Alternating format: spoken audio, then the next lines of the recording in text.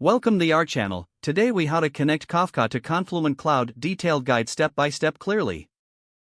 Begin by setting up your Confluent Cloud account. Visit the Confluent Cloud website and click on the Get Started button. Create an account by providing your email address and setting up a password. After your account is created, log in to the Confluent Cloud console. Once logged in, select your organization or create a new one. Navigate to the Clusters section in the left sidebar. Click on Add Cluster to create a new Kafka cluster. Choose the appropriate cloud provider and region for your cluster. Decide on the cluster name and settings, then click Create Cluster. Wait for the cluster to become active, which may take a few minutes. Once the cluster is active, click on it to access the cluster dashboard. On the dashboard, locate the API Key tab. Click on Create API Key to generate a new key for authentication. Make sure to store your API key in secret securely.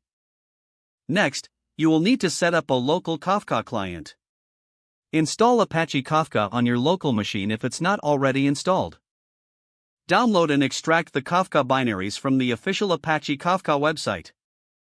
Navigate to the Kafka installation folder using your command line interface.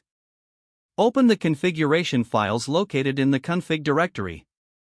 Modify the producer.properties and consumer.properties files with your Confluent Cloud Cluster credentials. Add the Bootstrap server address provided in the Confluent Cloud dashboard. Insert your API key and secret into the appropriate properties in the configuration files.